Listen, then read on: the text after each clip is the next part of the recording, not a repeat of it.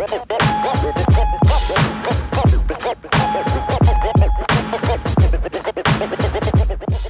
this is Pat Ricard, aka Project Pat, and you're listening to the Baltimore Beatdown Podcast, the best Ravens podcast on the planet.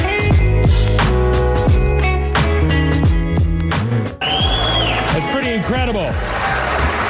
In fact, it's la-marvelous.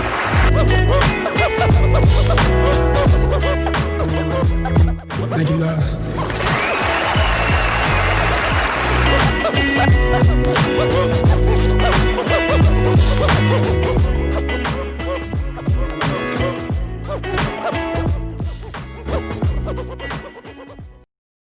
All right, welcome on back to another edition of the Baltimore Beatdown Podcast. It is Friday, December 18th, recording this on Thursday night. My name is Jake Luke, joined by two of my buddies, Kyle Barber and Spencer Nathaniel Schultz. How we doing, fellas? Doing well, dog. Happy to have Kyle on here with us. It's been a while. You guys have had the captain, the sailor, and the chief, the deputy, the chief, the deputy, the editor. As many people are calling it, yeah, you crushed that name. I can never think of it off the top of my head, but I love listening to it. Vaz gets going on that. I love it. He's got every 4 weeks, we've got to let him out of the cage and start just railing against positional value and his radicalized takes on drafting a mobile quarterback. J.K. Dobbins fucking sucks. Why didn't we take Denzel Mims? He take Denzel Mims and super fun. Prioritize premium positions, and that's his whole deal, man. I love it. He's got a manifesto and he sticks to it. Yeah, it's good to see Spenny on the pod. Usually I'm in here pinch hitting, and now I get to hang out with both of you gents. I'm happy to be here with both of you. Wow, what a pleasure and a privilege for you. It is. I enjoy this pod, man. I really enjoy this pod, and I even enjoy it more when I get to hang out with the both of you goobers. The goobers and a boober. So having ourselves a nice little start here. I'm liking this energy that we're bringing. Little Thursday night, almost Friday situation. Pretty good. Got some viewers hopping in here. And it was probably one of the most fun weeks to be a Ravens fan that I can remember, as far as after that win, as far as the fact that it was a Monday night game. Everyone was watching. The content was tremendous during the game. It's been tremendous since. A lot of storylines developing before, during, and after. We were just making a comparison to one, actually, for one of the hosts of this show who was maybe a little, held up prior to the recording. That's why we got going a little bit later than we were. I was taking a Uber bomb. Yeah, well, listen, I wasn't going to say which, but you've outed yourself now. So Spencer is having his Lamar moment here, emerging victorious from the bowels of his house to come and record this show. So, it's been a tremendous week, but opening up with some weird news.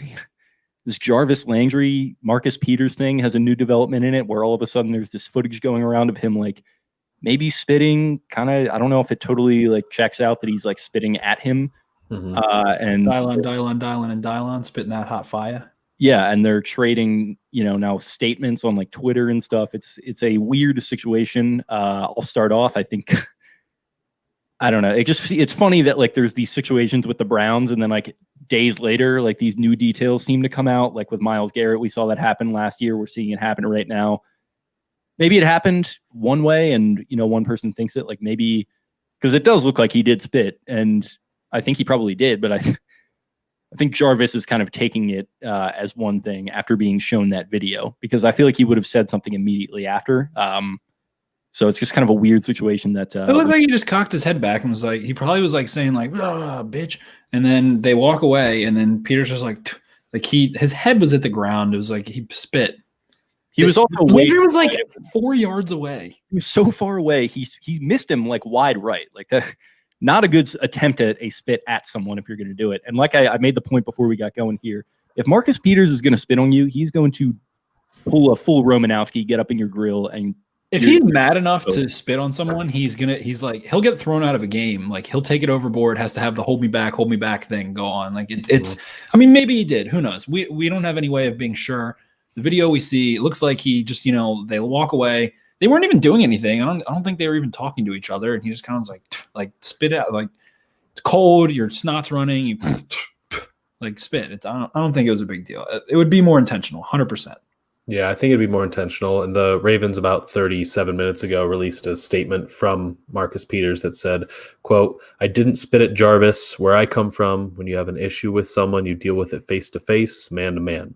Anyone who believes that I intentionally spit him does not know me, plain and simple," end quote. Yeah, I mean, that's pretty much what it comes down to me. Like, that's why I was saying, like, if Peters meant to do this, like, he probably would have made a bigger show out of it than what we saw there in that video. So, it is what it is. Kind of a weird thing to open on. I also wanted to bring up, before we got going here, the unfortunate passing of Lorenzo Taliaferro, former Ravens 4th-round pick out of Coastal Carolina, running back. Really fun player in his rookie year of 2014, scored 4 touchdowns, I believe, that year. And yeah, he had himself a nice little run. Unfortunately, didn't totally work out. He stuck around a little bit the next couple years, but was off the team by 2017, I think. So passed away 28, I believe, due to complications from a heart attack is what was going around, which is unfortunate. And just wanted to kind of quickly throw that out there, just sort of in honor of him, a fun player to watch. And a lot of people were coming forward with stories about what a nice guy he was, including you, Kyle. Yeah, super nice guy.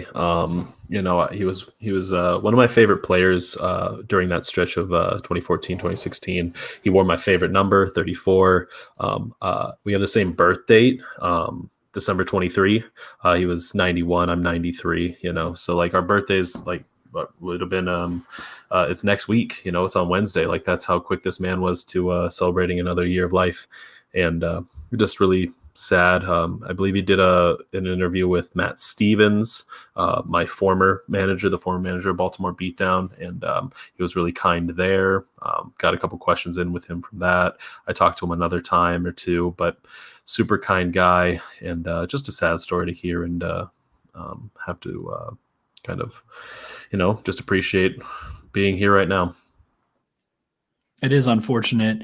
A couple, guys affiliated with this organization the past few years, really unfortunate, have passed away. Trey Walker, a lot of unfortunate, untimely, younger guys. Torrey Smith's brother a few years ago, younger guy associated with the team a bit, and yeah, it's really sad to see this stuff. But people had really kind words to say about Zoe and all the different things he did everywhere he went. It seemed that he made an impact. So, as they say, God needs the strongest soldiers. Hopefully. There is something on the other side for him. He seemed like a genuinely wonderful person, and heart goes out to his family and his loved ones and his friends, and hope they're able to find solace in a really unfortunate situation. It's tough, always tough, and prayers go out to him, his loved ones, and everyone else involved. Something really cool, really quick note is Taliaferro. Somebody looked it up on Reddit when he was first playing for the Ravens, and they noted that his last name in Latin is Iron Retribution. And I think that's one of the coolest possible last names of a running back you could ever have, is Lorenzo Iron Retribution. I had so I had sick double bicep tattoo to like flex after you score a touchdown. Yeah, Iron Retribution. Hell yeah. I went and I found a video. Somebody had like immediately posted a video of like all 5 touchdowns he scored. So I like cut it and posted it to Twitter, just kind of as a little sign of respect. And a listener, I think Jameson sent it to me, like, rest in peace, Iron Retribution. So I didn't get the reference there, but that's pretty sick. So pretty cool. And yeah, it did seem like a cool guy. There was a story circulating from somebody at Coastal Carolina who had emailed the Ravens kind of letting them know how good of a dude he was, like, to them. Like, he apparently had gotten an invitation during his rookie year to like come down during the senior or the like parent weekend, and he gets held up in Charlotte at the airport. He rents a van to like get out to so he can make sure he gets out to the game in time. And then he sees this group of parents that are like also held up there, and he just offers them a ride, and he just throws them all in their van and just drives them out to Coastal, I believe, which is in Myrtle Beach, or like kind of that area. Yeah. Which is, a decent drive. And like, he never said anything about it. And he didn't like tell them who he was or anything. And like, they only found out after the fact when he was like on the field for the game. So yeah, just seemed like a very good dude. Unfortunate to lose him so young, but left some good memories and an indelible impression upon people. So just a quick shout out to him before we get going here. But how have you guys been doing this past week? Like I mentioned, crazy week, fun week. Ben, it looks like you've been digging into the tape. How you been doing in the wake of this momentous occasion? It's been fun. I'm still not all the way finished. I've been trying to really hit the details and the line and the trenches and look at some different things and see why things happened. It's been fun. My college football job with SIS has come to a conclusion as it's been 15 weeks of college football now. A lot of hours put in. Some good stuff there. So I'll just be doing scouting for the NFL draft for them. So I have a little bit more free time coming up, able to pump out some more articles, give some more love to this and other things, and get back on a job search, see what's going on for next season, things like that. I shoveled the shit out of the driveway today, as I posted on Twitter, my 100th maybe or so battle with a treacherous driveway. And for the 100th consecutive time, I have prevailed. So shout out to me for prevailing. Yeah, you were posting about that. And I, not to blow up your spot, obviously, but I do have a couple of friends that like live on the same road as you, I think. And the driveways get pretty hilly back there. So it did not look fun, but you got it done. Very nice. And, you know, I've figured out how to leverage the driveway, you know, work it so I can use gravity, the old apple falling from the tree, and figure out how to get it on the shovel, get it out. It's always a good workout. I enjoy it. Very nice. How's the week going for you, Mr. Barber? Busy week. Wrapped up finals Monday afternoon. Yeah, you look better. You look rested. You look like you have some light in your face. I feel a little bit more rested. Yeah. The game on Monday night was a little bit rough, and it's been a grueling few days, even just getting back to being rested and getting things together and everything. I'm honestly just excited for next week. You know, the birthday, Christmas Eve, and Christmas. I get to spend it with Allie and her family and see more people. You know, that's something I'm really excited to do. Yeah. I don't know why, but when you said that, I was just like reminded out of nowhere of like Michael Scott peering out the window at Toby, and he's like, he looks awful. And like Dwight, after he comes back from like Costa Rica, and Dwight's like standing next to him, he's like, no man, he looks great. Looks well rested, got a tan. Like, I don't know why I thought of that, but I appreciate the Office references every. I was going to say, I know you. That's going to land with you, so I'm glad I threw that out there. But been a fun week for both of us. Sounds like going to be a nice little holiday week coming up. Your boy has the entire week of 23rd up through like past New Year's off here, so it's gonna be a nice. So you're donezo. You're chilling. I've got to work next week up until the 23rd, but other than that, we're Gucci, and it feels great. I will say that, but that's enough about us. You guys say we talk a little football. Is that what we're here to do? What's that? Is that what we're here to do? I just want to hang out with you guys. Some people might not realize that right off the bat, but we are in fact a football podcast, more specifically a Baltimore Ravens podcast, who are welcoming in, I should say, the Duval County Jaguars, the Jacksonville Jaguars. Duval, baby. Yeah, and it's going to be, not without incident here. They are welcoming back into the fold one of the great characters of the NFL, Gardner Minshew, and its starting quarterback. They had been rolling with this weird smattering of Jake Luton, like Mike Glennon, whoever else. But I don't know. It's just it gives me a little bit of a weird vibe bringing this wild card back into the fold. I know they're an extremely bad team, but I just feel like this was a guy they probably should have stuck with the entire time, and now he is back in the mix for the Ravens game. Yeah, I actually scouted their game for SIS last week against the Titans, and I think he came in late second quarter, if I recall correctly. It might have been after the half, but he comes in. Minshew is a guy that I had a little bit more, promise.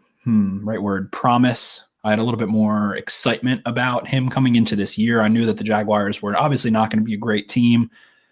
So many people have departed from there over the last couple of years, and they have been gutting it, trying to get picks, doing all that stuff. And they've done a good job, but this team has consistently scared some opponents. They played the Vikings really tight. They, beat Indy week 1. They've actually covered, I think, all but 4 games. They've covered the spread, something along those lines. And James Robinson has been a revelation. He's currently questionable. But Minshew, and someone on Twitter, I can't recall exactly who, but someone was like, what does Baker Mayfield do that Minshew doesn't?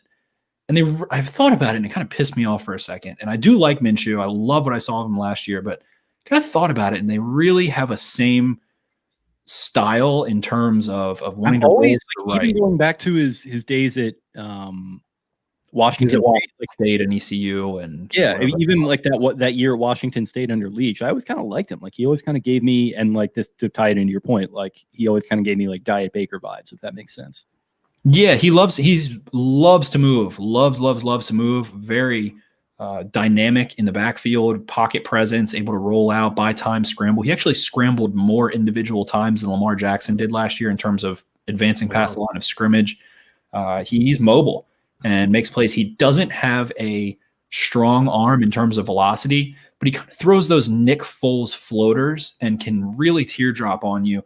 He just really struggled to see the field so far this year. He's quick on checkdowns, quick on curls underneath and those quick things, but he doesn't have incredible ball placement. He doesn't have zip on the ball to really fit it into tight windows. But that's like the one thing I feel like Baker just really has. Baker has an unbelievably strong in terms of velocity and distance arm, and it can drive the football, all over the place.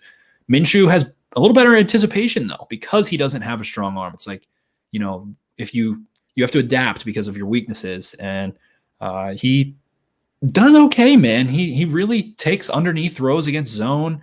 Him and DJ Shark had a great rapport last year. Shark has been banged up basically all year, but they have a fun repertoire of players. Colin Johnson, a young receiver out of Texas, has been emerging the last couple of weeks, a 6'6" receiver that he's a smooth mover and he gets in the right place, finds soft spots. They've had some fun. Chenault has been kind of what you would like to see out of Duvernay a little bit more. I think him and Duvernay aren't dissimilar players. Chenault is just a more explosive mover, can change pace, and has really tight hands. He is a lot more elusive after the catch, some of those things, but a similar role. They use him underneath. They try to get him moving on a straight line and see what he can do in space. So they've had some young, exciting players. James Robinson is a really high IQ runner. You rarely see him not hit the right hole. You see him set up second-level defenders behind his line. He's been unbelievably consistent and good this year. It looks like he kind of reminds you of Frank Gore in his prime a little bit, with how he's able to stack stuff and see things and take those 4 yards when you think he has nothing going, and he's able to burrow his head and go get 4 yards. Their offensive line kind of stinks overall. They're just like a young misfit crew a little bit, but they have unique skill sets and they end up moving the ball pretty well. Overall, it's a really weird team that you expect like the Jets to roll over. You expect some of these other really low-hanging teams to roll over.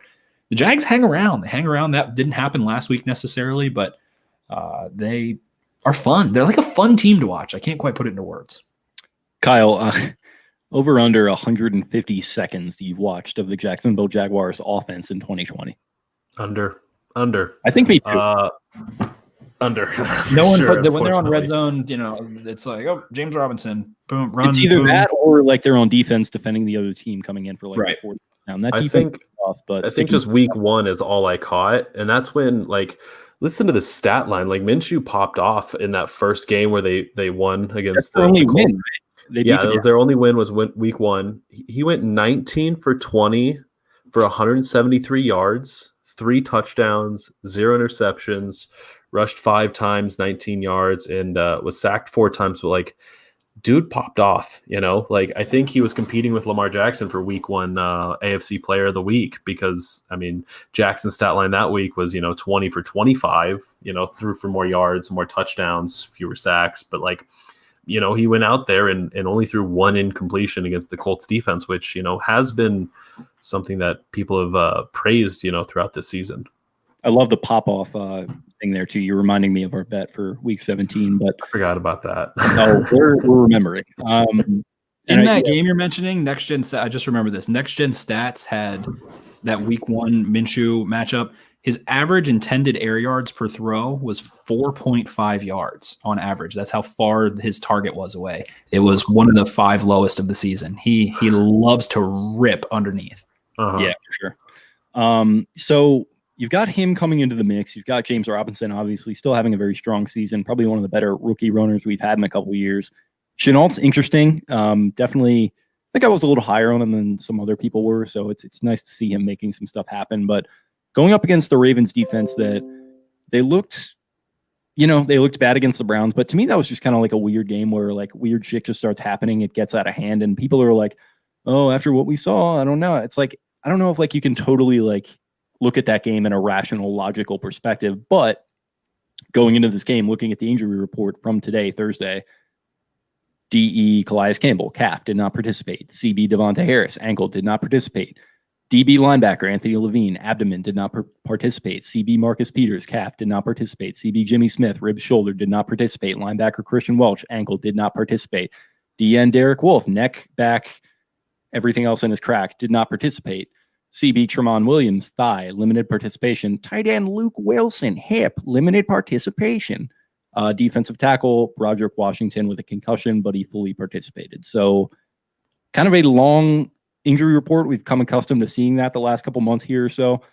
But, you're hoping this to be a get-right game. You want these guys to be healthy. But, Spenny, what do you think it's going to look like if only half of these guys are able to play? I think that one of the things the Browns understood, and Wink, watching back, Wink was very persistent in creeper blitzes. That's overloading pressure on one side, dropping, Bowser gets the pick on it. That was apparently an option for him to drop on that. Judon dropping on the other side, Yannick kind of sitting on some stuff.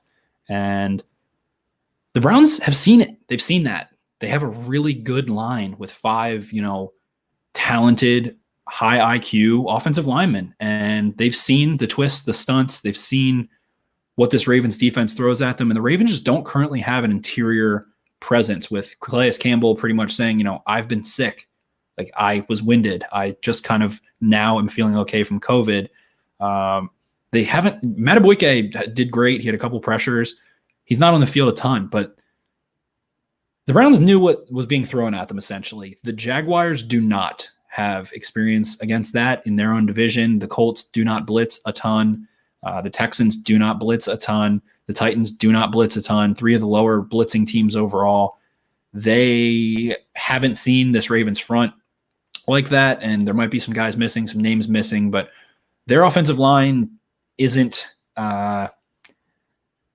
quick to diagnose stunts. They're not quick to pass blocks off and be able to trade off. They have some young guys. Cam Robinson's okay at left tackle. They have Jawan Taylor at right tackle, who's physically very talented, but mentally, still working on his sets and things like that. And I think that this Ravens front will be able to do some damage, but at the end of the day, Deshaun Elliott kind of put the exclamation point on it with that missed sack where he's a free blitzer off the edge. The blitz works perfectly, and he's just out of control. They really struggle to finish in the backfield. Overall, I don't know what you can point at other than maybe coming in a little bit too hot, and quarterbacks, it's like when you're playing Madden and like you see somebody coming in, you can just kind of step up, step through the pocket, climb, and run away from it. And the Ravens come in hot, a little bit out of control at times, and quarterbacks that are calm are able to just kind of step through it. And Minshew does that really well. So I see him being able to buy some time, but I think there's going to be a lot more free rushers, especially if Robinson can't go. He's been really strong in pass pro. And I think that ultimately they won't be able to handle the Ravens front and the different pressure looks that they send. Minshew has vocally said, that's an area being able to call protection, get hard count of sniff stuff out, hasn't been his strongest suit. It's an area that he talked about right after he was benched and where he wanted to improve. So I think they'll be able to get some pressure. They'll make a couple throws. It feels like it'll probably be similar to that Cowboys game. I would expect a little bit more pressure from the Ravens front. The Ravens didn't really harass Andy Dalton that much. They got a couple shots in on him, but he got the ball out quick. Minshew likes to throw underneath, as we've mentioned, so he's going to be looking to nickel and dime them, but I believe it'll be somewhat reminiscent of that Cowboys game. They've got a little bit of talent. Their line kind of sucks, and Minshew likes to throw underneath. So it feels the same way to me in that aspect. Kyle, how does that injury report? What is just kind of your first gut reaction to that? Just nerve-wracking, Last year, I think the Ravens were so fortunate to not deal with the injury bug. And as we know now, they've kind of been hit with it week after week. Like last week, to get out of the game with, I think, just losing Jimmy Smith and I think one other, is a telltale sign that that was a good week. Shows that it's just been rough, and knowing the different line combinations that are going out there every single week, that they're swapping in, Fluker with Tyree Phillips every 2 series to see who's playing better and seeing what's working and what's not. It's been a little frustrating to watch as a fan, because this team when fully healthy is in a caliber among the elites and the elite teams in the NFL, but as it stands, it's just not there. And you just want to watch, your every NFL team play at full strength. Yep, definitely. So I guess we can I see you right now tweeting out that you're going to. So are we doing the full 6-pack here? Yeah, I'll rip one off. What do we got? Yes, I need this. First one we got. So Lamar had 3 touchdowns last year. For those who don't know, we've had a lot of new listeners. Before we start this, can you do this in under 2 minutes and 20 seconds? Do you think you can do that? All 6? Like Twitter. Yeah, I'll throw up phone. I can't do all 6 in a row. I didn't mean I was going to do 6 in a row. I meant 6 throughout. I can do a couple. Okay. I'm just asking because if I will throw up an inordinate amount of foam if I do 6 in a row. It's just not. I was going to say if foam dumps on a shotgun. I'm going to say if you could, I'm a Twitter fan and I can only do the 2-minute 20-second videos. So all right, we'll see what we got. So the first one, last year, for those who don't know, I used to shotgun for every Lamar Jackson touchdown. Been too busy, can't be wasted on Sundays. I typically did it on Sundays last year for Lamar. Just me and him getting on the same mojo. He scores touchdowns, I get drunk. That's the rhythm we like there. Now that I'm done being absolutely manhandled by college football on Sundays and cannot be drunk, now I'm going to get started. And so week 1, making up to Lamar. Sorry, Lamar. Freaky L, love you. We had Mark Andrews on a 5-yard touchdown from Lamar Jackson. Here we go. That's natural light, folks. The best in the business, by the way. Not as finest. There's still some in there. I'm too old to care about. That's fine. Yeah, I'm never like a guy that's like, oh, you can't finish the whole thing. Here, I'll try to rip out Browns under 2 minutes 20 so seconds. That's 2 So we got Mark Andrews 9-yard touchdown from Lamar Jackson. That was a sick game. Andrews really went off. Yeah, it was. It was like, oh, hey, he's going to get 10 touchdowns again this year. Enough so it's not pouring out there, but what if I went further? This is what peak male performance looks like, folks. And then we had Willie Snead on a beautiful 19-yard kind of post over. That popped over in front of the mic. So that was a beautiful throw.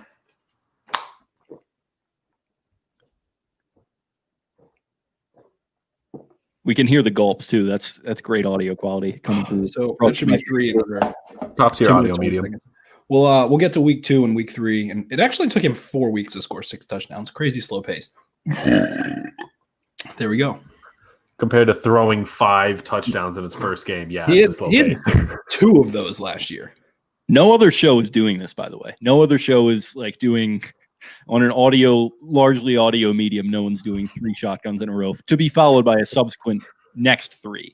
Oh my goodness. Listen, that's what you're getting here on the Baltimore Beatdown podcast. I can feel the natural light flowing through my brain right now. I can see your mojo starting to get going. Once you get a few. Can you feel the natty light? I'm so happy you made it into Natty Light because as you started to sing, I was like, say Natty Light, say Natty Light.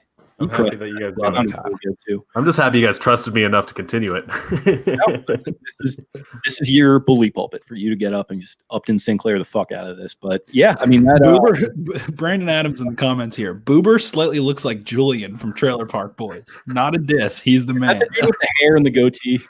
Have you guys seen the hair lately, by the way? I saw some ringlets. Dude, recently. Yeah, I have the ringlets when I have it nice and and I've been showering regularly and cleaning and not in the midst of finals.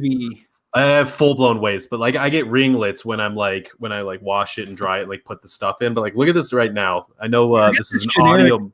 This audio medium. Backwards hat thing you're doing. You should get a wave cap and put that over. I should get a wave cap. All right, let me get some of my buddies and they'll send me one. Well, look at this thing. Look at the hair. Look at the lettuce. Shred. Oh yeah. He looks like he looks like it's the early '90s, and he just blew through my apartment door and was like, "Jerry." I know. Yeah. Look at this. This is Jerry. And he stumbles into the door. Yeah. It's pretty bad. I got I ran 1,000,000 miles an hour straight forward into the wind, so it's all slicking back. Yeah. It's certainly something. That's awesome. It really is. Does it feel good? Are you enjoying it? I do like it for 2 reasons. One, I was I've never grown out my hair past the 2-inch line just because I didn't know what to do with curly or wavy hair when I was a kid. And my parents would even make fun of me for having curly hair. And they tease me for it. So I didn't like that. And now I even get compliments on having longer hair and curly hair. And I was like, oh, people actually think this stuff Longer look curly nice. hair is like in the last 2-3 years. And so that's what I've been rocking. I want to get it up to tie it up, just because I've always wanted to be able to do that, but I've never had the guts to until I had a wonderful significant other that like was like, I know how to like make your hair look good when it's longer and when you're in the awkward phases. And I've also never been a person that wears like baseball caps or hats or anything until like just maybe a year or so ago, and I got a free one from New Era, so that was pretty nice. And then how'd you get a free one from New Era? Are you getting? They sent me the draft cap. They were like, "Hey, this one's gonna be the New Era. Like, this is gonna be the ones that the players wear on draft night. You get a free one." Like, I got it like a month beforehand. Like, they sent it out to me just to like see if I'd sponsor it, and I like didn't even respond with an email. Like, you're like an influencer. You should like learn how to get the angles of your butt right, and like put the hat like way up at the top, and like have that be like minimally like out of focus, and like you're actually sponsoring that. Just in my wonderful look, just like this. Would this be? Yeah, good? exactly. And you like point out something stupid like in the background, like trying to be all zany, like, oh, look at my dirty mirror. Like, whoa, yeah, is this good? Is this that top tier quality content that you listen for, right, folks? Yeah, this, I gotta say, it's probably our best stretch of audio video in like months. I have to give us all credit. I just Spencer consecutively shotgun 3 beers with more on the way, and we are analyzing Kyle's hair. So hopefully more people rolling in, but we are going up against. I think this is the part that you got to push real quick. This is live streamed on YouTube, folks. And if you go to YouTube and type in Baltimore Beatdown, I believe, you can subscribe there, and then you can even hit the notification bell, and you get notified when the podcasts are being recorded anytime there's a new upload or there's a new live session like we're doing right now. So maybe consider doing that so you can enjoy it. Oh, there's a crack of a crispy boy. You just went from like IG influencer sticking your ass out to YouTuber in 2 seconds. Like, what's up, guys? So make sure you like, subscribe. I mean, let's be honest. You know, I've been pushing my Twitch stream too. You know, you gotta push the content. Soon you're going to be TikToking in the sway house with your shirt off and like tight jeans. Like, it's going to be something else. That'd be so. You guys don't want I've been working on some TikTok. I've been working on some TikTok dances. I'm not. You're a TikTok boy for sure. Yeah. You need to get into the game. I got into TikTok like maybe 8 days ago, and I have not been able to get off. It is heroin. Never forget that I went 1 for 1 with my one TikTok, and I might just be retired after I did the DaCosta TikTok. Hell yeah! I've been working on some TikTok dances. I like just like I haven't posted any, but I like working on it myself. This is shotgun number 4, Pat Ricard, week 2, 1 yard. Yeah, against 1 yard. Mm-hmm. I love this podcast, man. I love being on here with you guys. Are you doing the other 2 now? Just one. I'll just one for now. I gotta film it and beat it out next time, but. It's okay. I have a lot of liquid in my tum-tum. We're 4 deep, but yeah, this is I'm ready to let loose, baby. I'm ready to let loose. We got Is this going to be your Scott Hansen John King game where you're going that Browns game? Truly, I didn't sit down for 3.5, 4 hours. Them pulling that game out at the end, Lamar coming back in, throwing that touchdown, like lifted my spirits. Like I feel better. My life feels better since that happened. Me too, actually, now that you mention it. I was getting into a little bit of a rut myself, and then that happened, and all of a sudden this week I'm feeling great. I was going to say, is this going to be your Scott Hansen John King game? Because you're putting a lot of liquid into your body in a short amount of time, and we've got a lot of podcasts left to go. I'm a professional holder. I am hold it. You're the Sam Cooke of holding. I'm the Sam Cooke of not going PP. Democratic process. Sam Cooke, one of the best punters in the league. And they need to respect the process. I'm the Leonardo da Vinci of not having to go to the bathroom. Jarvis Landry is saying that Marcus Peters spat at him. This did not occur because this is not our democratic process, and he has to respect it. I'm doing well. I appreciate the other impressions far more than that one. That's a good one. Not that it was bad. It's just not. John King just like speaks a little quickly. Like he doesn't. It's hard to really nail a John King impression. He does speak a little bit more quick, as you mentioned. Short. He speaks short. Over to the wall here, and we head over to here to Michigan. There's going to be Maricopa County and Broward County, where Lamar Jackson is from, Pompano Beach. There we go. Now you're getting into it. You need to stare in the mirror and work on that. Pompano Randy that he talks about on Instagram all the time, and getting his memes off and talking to Kodak Black. But we don't have to talk about any of that, as we have to get back into the podcast. Like you need a real script to be able to nail a John King. You need a real script. No, like it needs to be a bit. He doesn't stop. He doesn't stop. Well, to his credit, I mean, I feel like he's doing some of that off the cuff.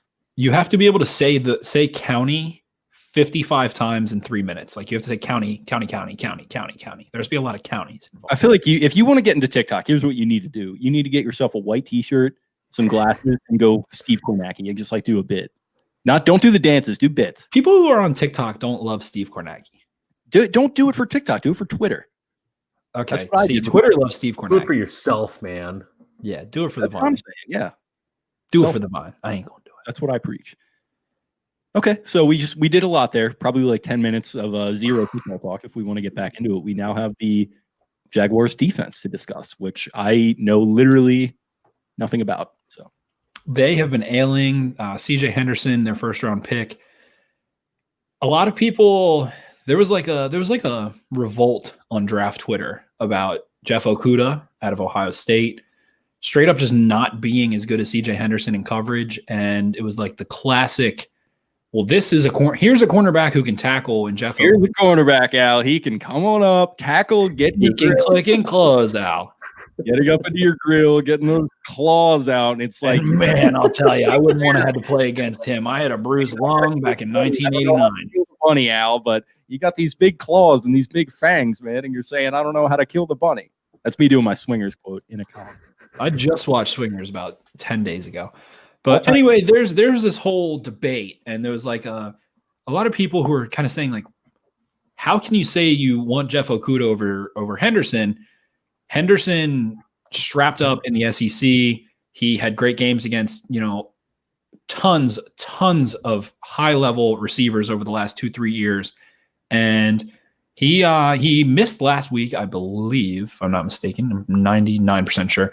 But he was really strong early on. Then he kind of got into the rookie slump. I think he got figured out a little bit. But they've ailed in the DB department. One of their more interesting defenders, he is a Gruden grinder, 1 billion%. His name's Andrew Wingard, number 42. He's like a hybrid safety, a small linebacker. He doesn't do a ton deep. He's not the most physically or athletically gifted person in the world, but holy shit, he is the classic long, blonde-haired Tasmanian devil on defense. He will stick his nose into the fan. He blew Derrick Henry up a couple times. And like if he can get into a mess in the box, he's such a fun player to watch. So I'd recommend Ravens fans. I think this is going to be pretty easy sailing in terms of this game, but he's a fun one. He sticks his nose into the fan. He is a psychopath. He is not big enough. He is not fast enough to be in the NFL.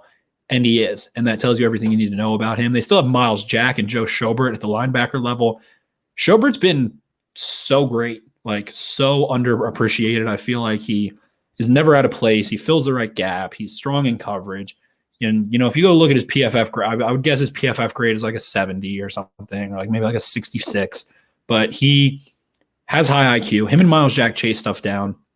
Clavon Chason, another first-round pick that they have on that defensive front. He's young. He's long. His neck is like 17 feet long, literally straight up giraffe neck. But he doesn't have it all figured out. He reminds you of Brian Burns a little bit. Brian Burns is a rookie, had to come off the field in run fits a lot, a guy that I was very critical on ahead of the draft. Chason, I felt like the same kind of vibe. And he has those 2 or 3 really high-impact plays a game as a pass rusher, but he doesn't quite know how to read, and fit against the run. He doesn't know how to read the zone, read split zone, be where he's supposed to be. And overall, this defense, like, they have a ton of energy. They are playing this Jaguars team. I think that's why Doug Marrone isn't fired. And I think their owner, Shad Khan, pardon me, said that, Marrone was safe. And I love that because this team does not play with low effort, with low intensity. They all are still bought in. And there's been so many guys who have left. And this defense, they let up big plays. They aren't great. They aren't the most talented. But against the run, man, and sometimes, Derrick Henry got a hole, and it was the result of IQ, not a lack of hustle. I just really like this Jaguars team. I like this Jaguars defense. They have been very admirable this season. In a year where they could be an absolute laughingstock, they had some teams on the ropes at different points in the season, And, now it's getting later in the season. The Ravens have the playoffs at stake, and I think they're going to take it seriously. The Jags are going to have to come up and play in a cold weather game, and it's going to be interesting. But I have a lot of appreciation for this defense, and it's silly to say, but last week I watched this every single snap of that Jags game against the Titans last week. They got manhandled. Derrick Henry did run all over them, but there were just so many plays where you see guys rallying to the ball. You see their defensive front working, filling holes, had a lot of really great plays. They just don't have the dogs in the secondary. A.J. Brown kind of big boyed them a couple times. Sidney Jones, I think, is supposed to be out. He's had a little bit of a rejuvenation after a tough time in Philly after a horrible Achilles injury. But I just appreciate the hustle out of this defense. And so Ravens fans, take a look at what they do on that side of the ball. And it's fun. It's fun to watch. I'm excited for the Jaguars' future. I don't know. I have a little soft spot in my heart for the Jaguars. I'm not sure why.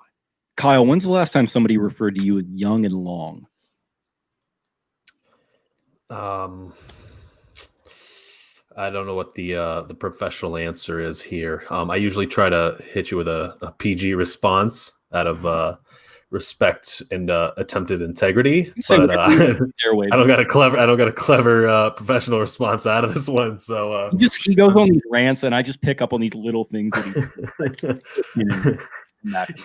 you always try to drag me back down into every fun. Time I think I'm out. Just when I thought I was out, they pull me back in. You always catch me off guard. Yeah. Don't got a professional answer there. So I'm just gonna tack on to something that Spencer said. He noted K'Lavon Chaisson, and he's been playing pretty well these last couple weeks. PFF Jaguars has a little tweet out about him. K'Lavon Chaisson had his highest game grade of the season, 76.9, in yesterday's Tennessee versus Jacksonville game, with limited pass rush snaps because, like Spenny said, Derrick Henry was a force and really limited the amount of pass rushing they could do. The Titans don't drop back a ton. Yeah. And so he only had 11 pass rush snaps, and yet he still had 3 quarterback hits. Jaguars Wire was talking about, he's had 2 back-to-back games of, gaining those reps and getting, solidified in the system and in his production. And that's something that, while this team isn't that, they're out of the playoff picture. But you want to have some high hopes, and you want to go into 2021 with some pieces that you build it and establish upon. And K'Lavon Chaisson is obviously one of those. Last sort of off the rails question here: where do we come down on? It sounds like you guys are both leaning Jaguars. I'm a Jaguars guy. Jaguars. If you say Jaguars Wire, got me. That really got Jaguars me. Wire. Yeah, Jaguars Wire. Jaguars Wire. Say Jaguar, like the commercial. Jaguar. The new Jaguar. I can't do it. Jaguars? Jaguar. Get in the Jaguar. The Jaguars. I feel like that just makes it They're sound going like to move to London. They're going to be called that anyway. The Jaguars. They're not going anywhere, baby. Jags are staying in Duval. He loves Jacksonville more than me. I just remember playing like Madden 13 with Phil Simms as one of the voices, and he'd always be like, and here next is Jacksonville Jaguars or something. It was like real ridiculous. I was like, I can't do it. That's too off the rails. We're not going to be in a booth much longer together because Tony Romo's going to come out here and take my job. God damn it. That sounded more Patrick Mahomes than anything. Well, it's really a variation of Kermit the Frog, which is Patrick Mahomes, Phil Simms, and God knows who else. Patrick Mahomes is Kermit the Frog with gravel in his mouth. With like he had gravel in his mouth, he spit most of it out and just has a couple left. Also, when he looks like he runs like a dude who's like trying to not spill his beer when he has the ball in his hands. Like that's the most apt things I've ever seen about Mahomes. Mahomes is not a human. He is so #thick too, in like the weirdest way. Like he is an anomaly when he's running around. His hair, his voice, his body type, the way he throws a football. That go up to his elbow, like all the stupid wristbands that he wears and his horny celebrations. He's just like, man, wow. The dude made $500 million. I'm allowing him to wear however many wristbands he wants. He owns part of the Royals. Yeah. What is he, 25? You know? He's a Ravens daddy. Yeah, and listen, I'm not going to sit here and take it. You guys can if you want.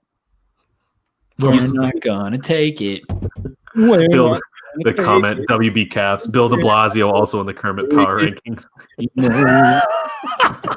never heard de Blasio speak. We might have to do some breakdown. The solid one right there. That was excellent coverage. Good for you, WB Caps. Good pull. But ultimately, let's get it back on track. The Jags defense, like I said, high effort. Miles Jack and Joe Schobert at inside linebacker. Do they still have Barry Church at safety? No. Okay. He was pretty good. He was definitely a part of that. To Sean Gibson, him and Gibson were like the duo for that 17 team that should have gone to the Super Bowl.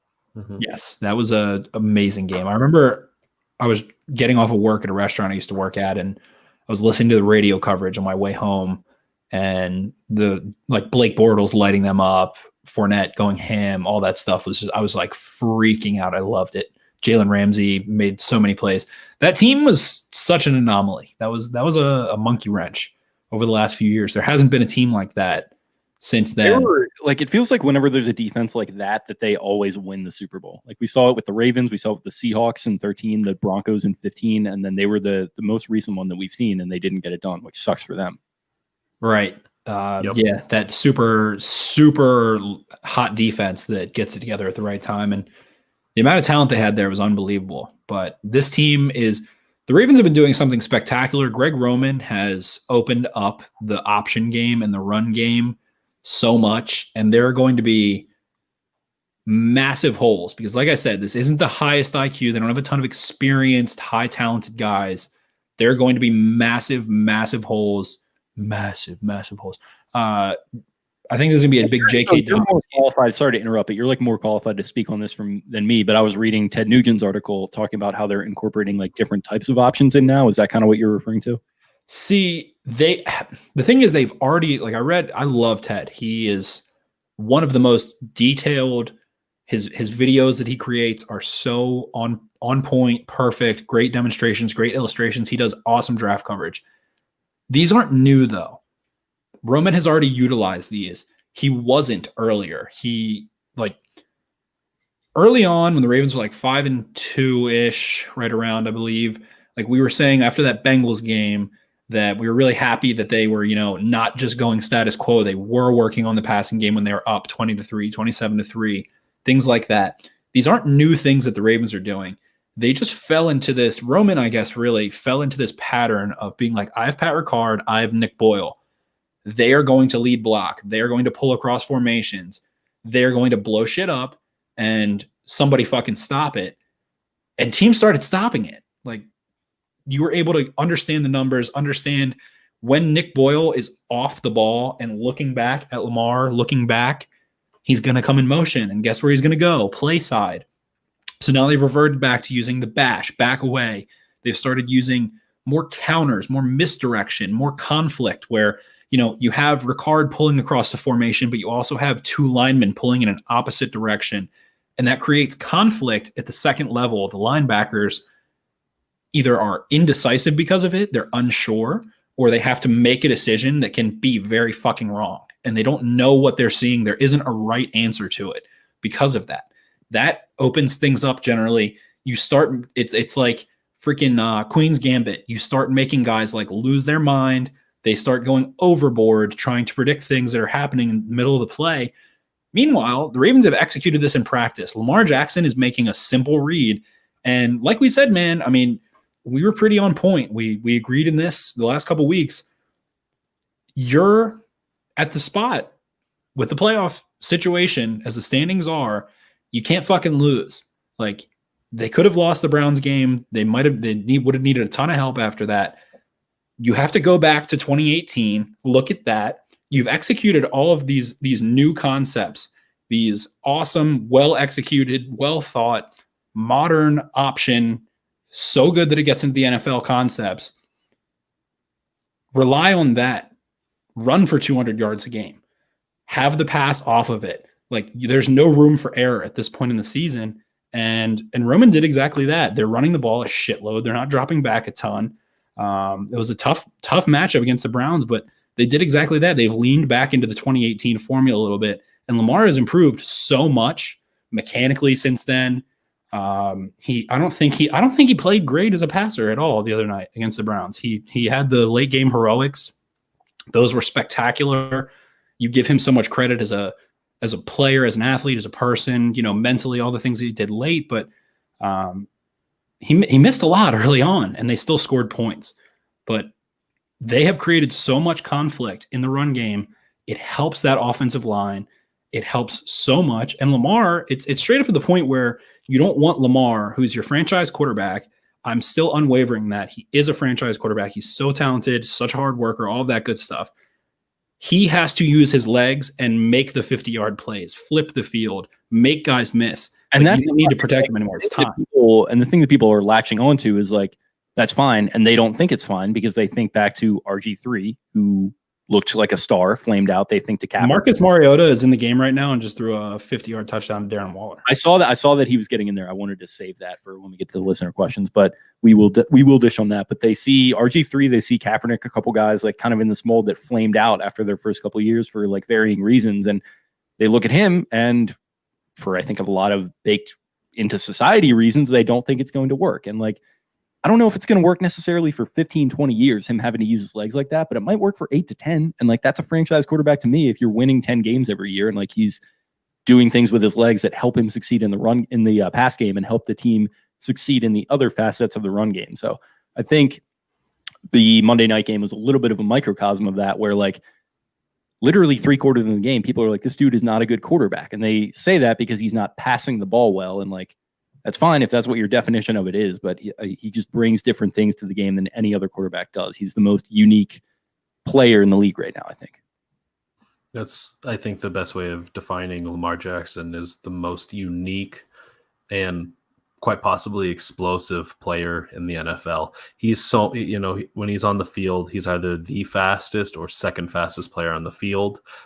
He's more dynamic than most. I think he can see running lanes that are different than everybody else because of his speed and acceleration and his ability to move.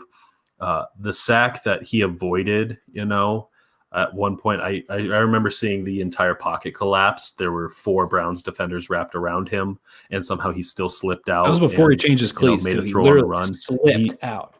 Yeah, it was.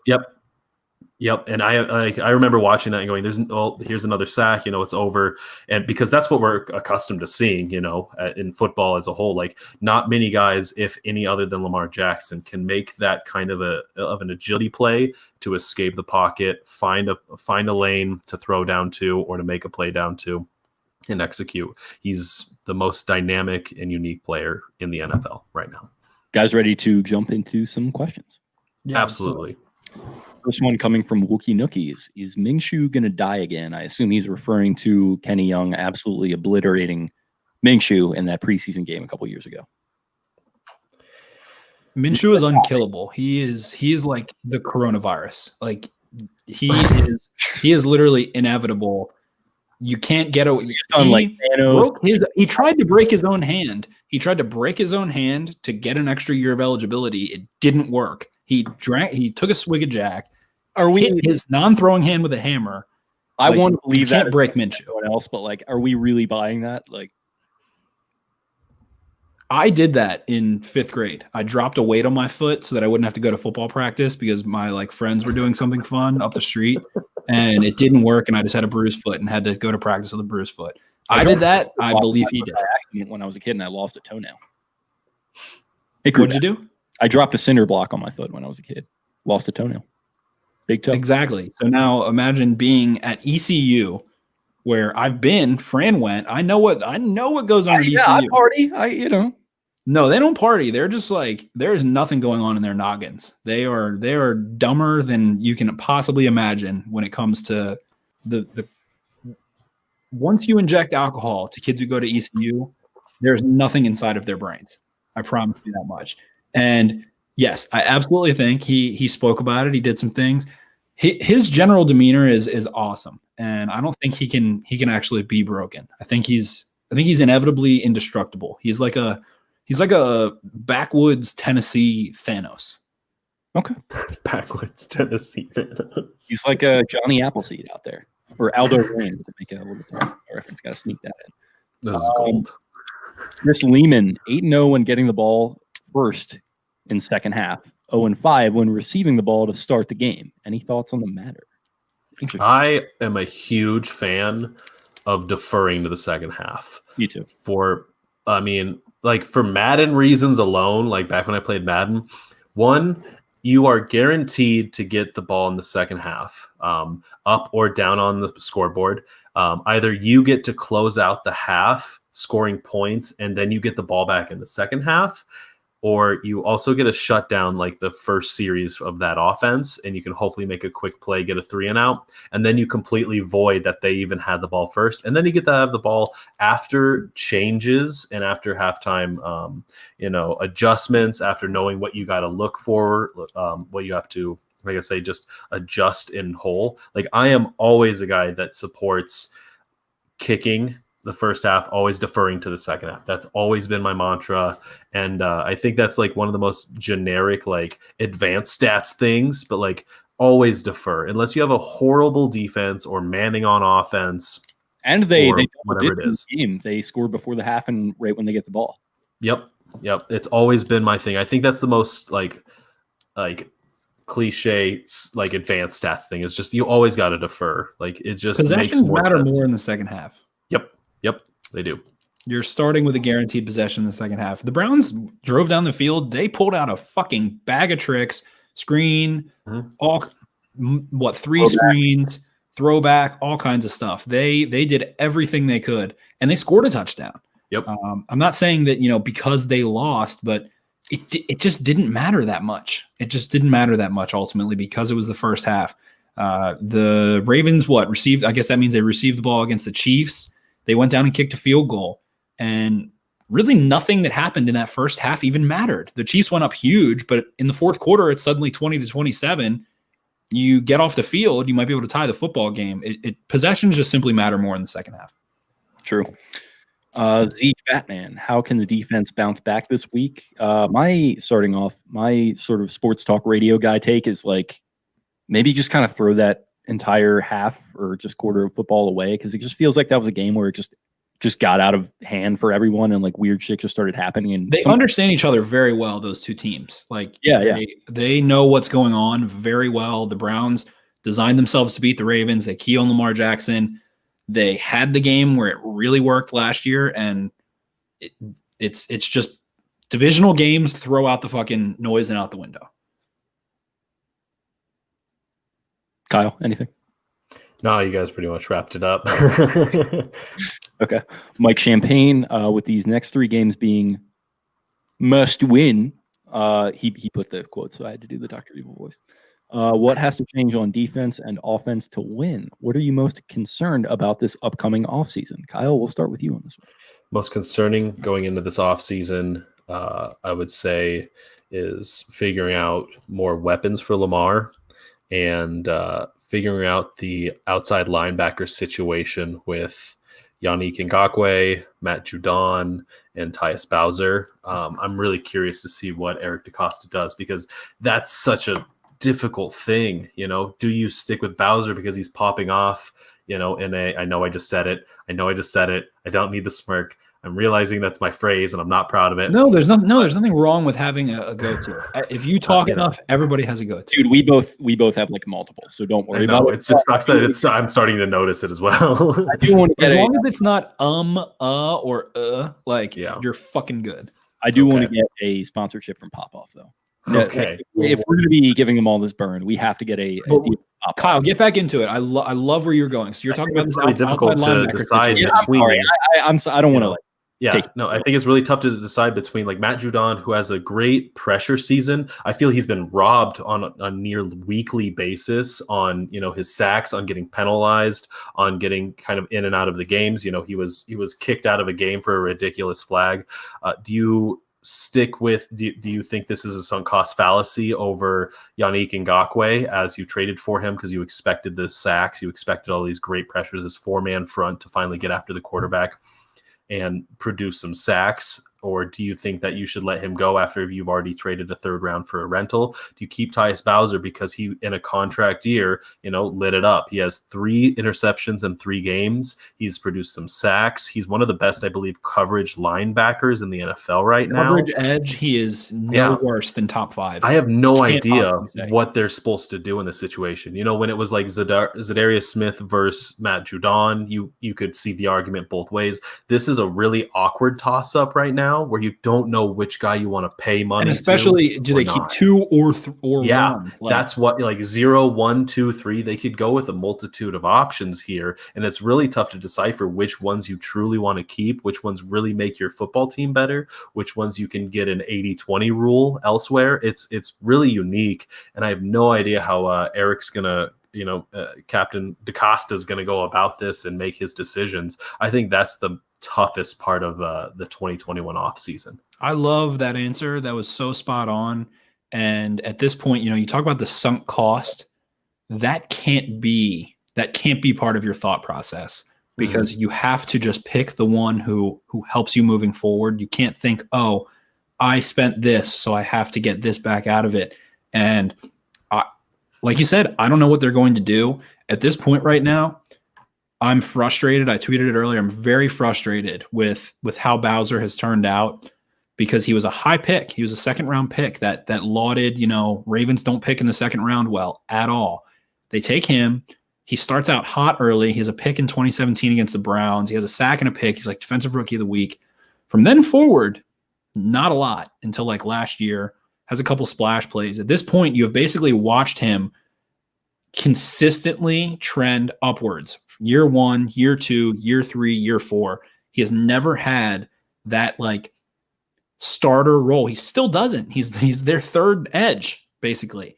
And they've started moving him off ball. But it's like, you've watched this guy develop. You know that he continues developing. He's durable. He hasn't missed time. He can cover, and he can rush the passer, and he can tackle. You can move him around, edge, into the slot a little bit, into some actual coverage, not downfield necessarily, but maybe. And then you can put him in an off-ball, inside linebacker position on third down. He can do some different things. And it's kind of like what you did with Matt Judon. It's the same kind of process. It's kind of like what you did with Zadarius Smith. And at this point, it's just really frustrating. You don't have Judon locked down. You don't have Bowser that always work against you.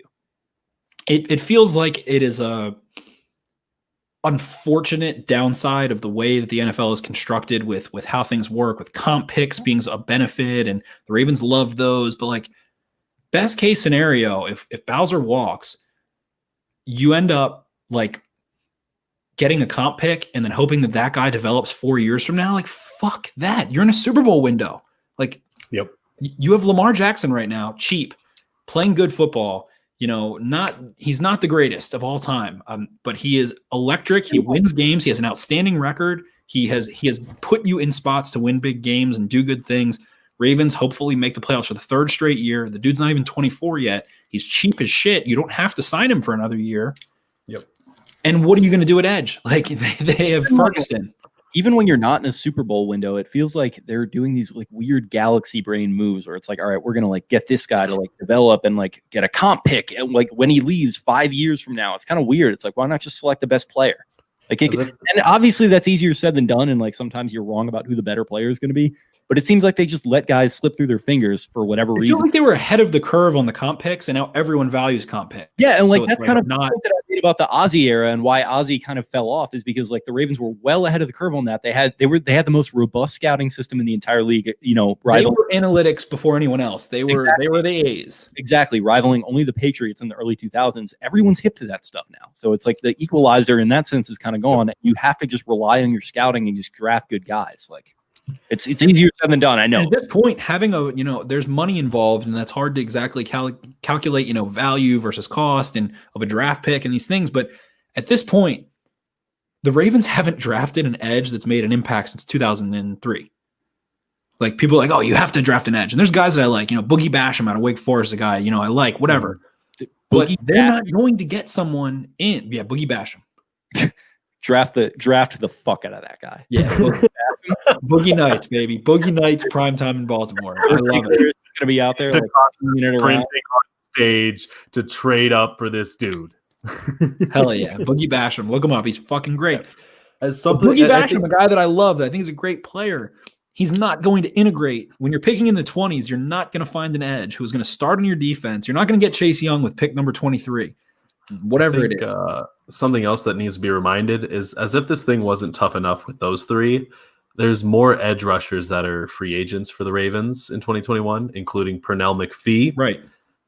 I believe Derek Wolfe is a free agent at the end of this year. Jihad Ward, Justin Ellis, like all of these guys are all free agents at the end of this year, and you got to pay somebody, right? Like you can't start fresh. Jake pulling out the Bam Basham stuff. That's Boogie Boy. He's the face of their defense, it looks like. Yes, Looks he like is the man. He I'm is in the awe man. of the size of this lad. Look at him. Boogie Basham doesn't play Absolute around. unit. He's the kind of guy that he has a little bit of bend. He doesn't have a ton of bend. He's thick as a freaking bowl of oatmeal, as you can see, for an edge. But he has explosive get off. He attacks. He's good against the run. He's not like a crazy great pass rusher. He had a tackle for loss, I believe, in I'm kind of going off of air here. He set a record. I think it was 22 straight games with a tackle for loss. But they're going to sign one of them. We don't know who. And people want to talk about wide receiver. They want to talk about Allen Robinson and all this shit. But it's like, for me right now, it feels like getting an edge that can actually dominate a football game. Like, when was the last time, other than Terrell Suggs in the last 5 years?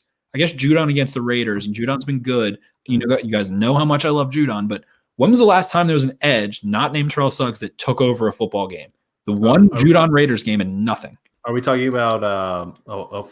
Crap! That was 6 years ago. Well done on that time gap there. What's 6? I don't even know. Doomerville, but he wasn't a draft pick. He was a free agent, and that was like 2014 was insane. He had 19 sacks, but like that's Exactly. 6 years ago when it was a free agent pickup. That was fortunate because of a faxing error. Like the stars had to align completely for that to occur. And so that was you're incredible. They had two guys that were able to take over a game in different regards.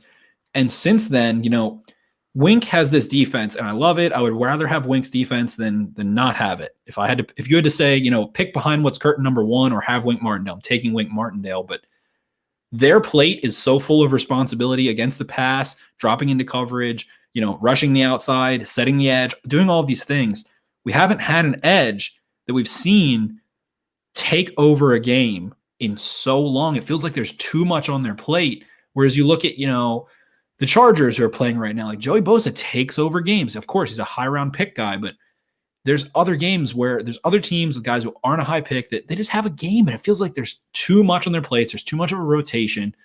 And I feel like that's a microcosm of like the Ravens galaxy braining. They want to sub these packages. They want to fit the perfect package, have on offense and defense. They want to align this, align that, have these massive orchestrations going on, play to play. And it ends up ultimately guys aren't getting in a rhythm. They have a ton of different responsibilities. You're a little bit too advanced. Like things need to be slightly simplified. In the playoffs, you have to do a couple things that can't be stopped, that you are inevitable about. And right now it feels like those pass rushers, Max Crosby on the Raiders, yes, he's taken over like 3 games in the last year. He's a 4th, 5th round pick.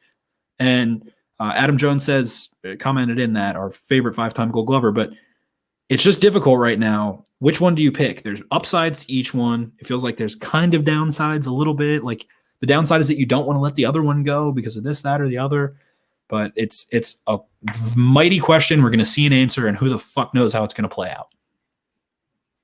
Boogie Bash. Yeah, it's gonna be pretty exciting. I mean, to land on this just really quick, just because I had a little bit of stuff, from last year. I interviewed defensive line coach Joe Cullen, and then I interviewed Tyus Bowser about this. I wrote an article back in 2019. I pulled it up because this was, it was Tyus Bowser's time is now. And somebody asked Cullen, like, when, like, do they feel like their time is their clock is ticking, they being Tyus Bowser and Tim Williams, who was a 3rd round pick, who's not even, I don't think, in the league at all anymore. Last I heard, he was with the Packers at one point.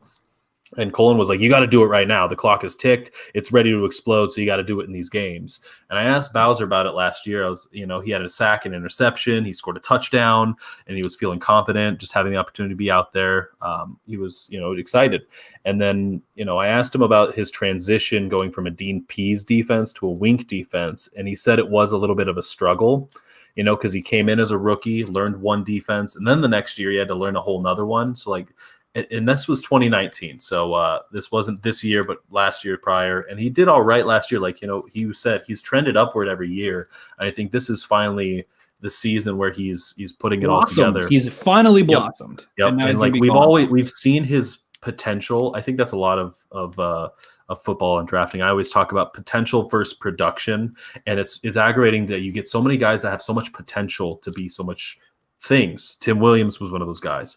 Tice Bowser is one of those guys. And you just need that production to finally come out. And it's unfortunate that it took 4 years for Tyus because he's had the athletic ability. We've always talked about how he's a freak athlete. He's long. He's got bend. He's got flexibility. He's got durability. The simple traits that he puts on a football field are it's incredible. Coveted in modern defense. Yeah, and you know he's finally getting to that level, and it's of course the contract year, and in a really unique year where the Ravens have every outside linebacker. And the total salary cap is now down from over 200 million to 175 million. Yeah, so that fucks with him in terms of, well, I don't want to take a long-term deal. That's cheap. If it wasn't that, if this was a normal year, he could probably get a 3-year, $45 million deal. He can cover, he can rush the passer, and he's never out of place. Like, who wouldn't want him? And it's just a weird spot. Are you still following Tim Williams on Snapchat? You muted yourself, Kyle. Oh yeah, I clicked it as I said. Yeah, let me check. Yeah, I probably am. I'm guessing there's a reason you're asking, Jake. His you would just like randomly pop it every couple of weeks, like, dude, Tim Williams is so reckless on Snapchat. You like put this like crazy video. He'd post up like just some immature content.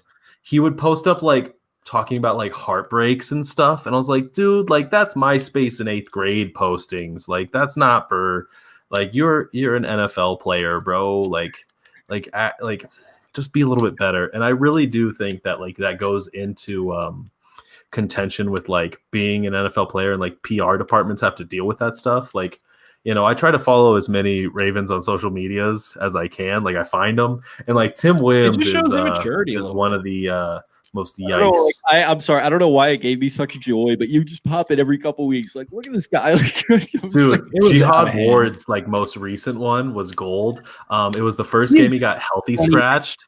He took a on Twitter, and he took a photo. Jihad Ward took a photo on the first game that he got healthy scratched of him sitting on the toilet. Like you saw his like feet sitting down on like a tile floor, clearly like a bathroom, and he's like getting ready for tonight's game. That's hilarious. That's just he's a content guy.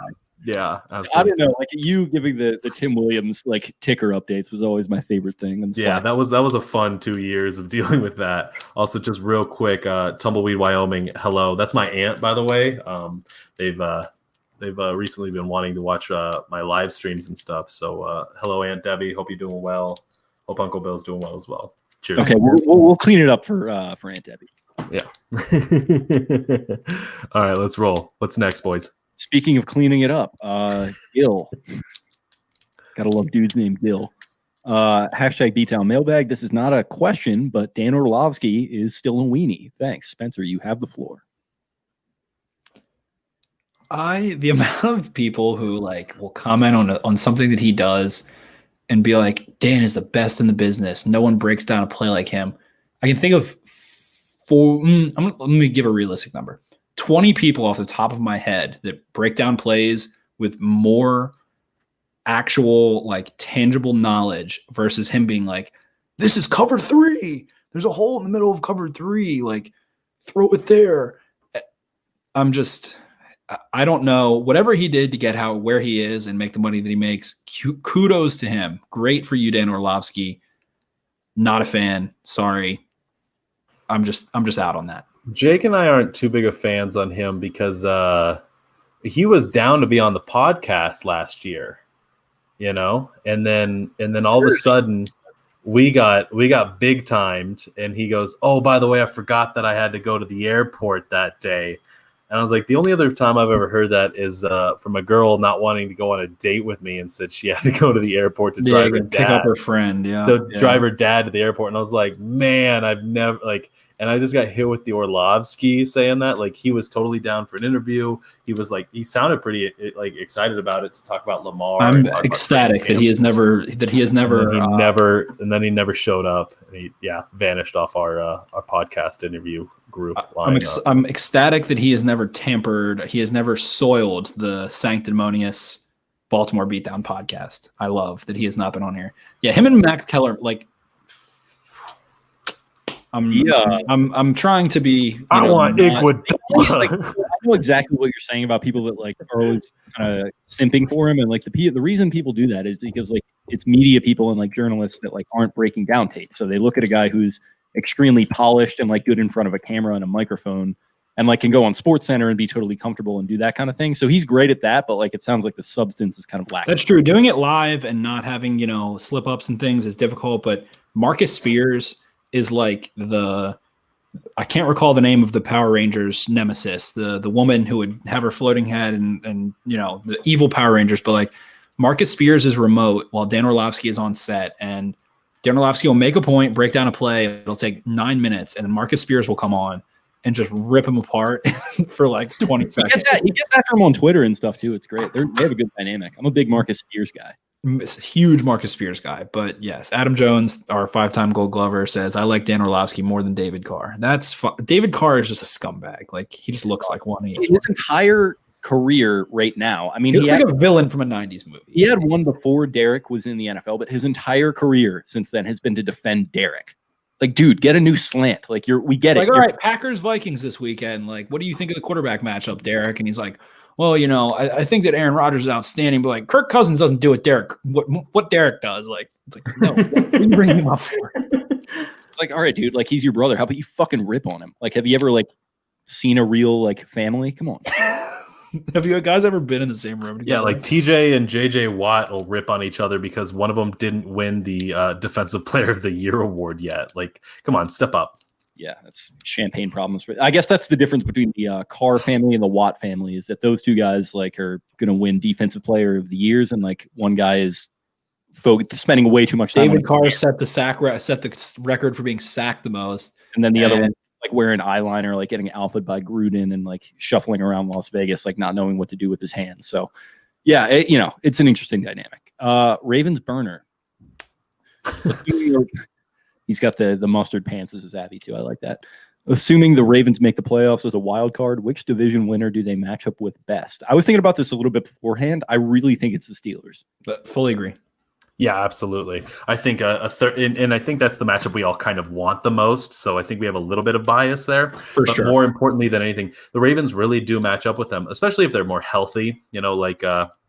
Having a full secondary would be pretty nice. I don't want Anthony Levine out there covering Chase Claypool, or I'd much rather have Marlon Humphrey and Marcus Peters and a full surplus of cornerback talent to go against their surplus of wide receiver talent. But the Ravens match up really well with them, and nothing proves it like having Trace McSorley throw a 70-yard touchdown against them. Especially on the defensive side of the football, they understand what the Steelers do. They're able to play 5-man under. They know exactly how Ben works, how Ben ticks. They showed that in that matchup. And then subsequently, Chase Young shouting out the Ravens, being like, Baltimore exposed some things. The Steelers really struggled to punch the ball in the red zone, struggled to consistently move the ball, take advantage of a defense that was out without Calais Campbell, was without Brandon Williams, 5'7" guys. And it's a favorable matchup at this point. And especially going back, this is the part about the Ravens that's so frustrating. They are, as a whole, and this Cleveland game was such an example of it as well, but think back to that first Steelers matchup from this year. The Ravens beat themselves. When they play poorly, it is because of mental error, penalties, pre-snap issues, getting to the line late, not having your assignment down pat.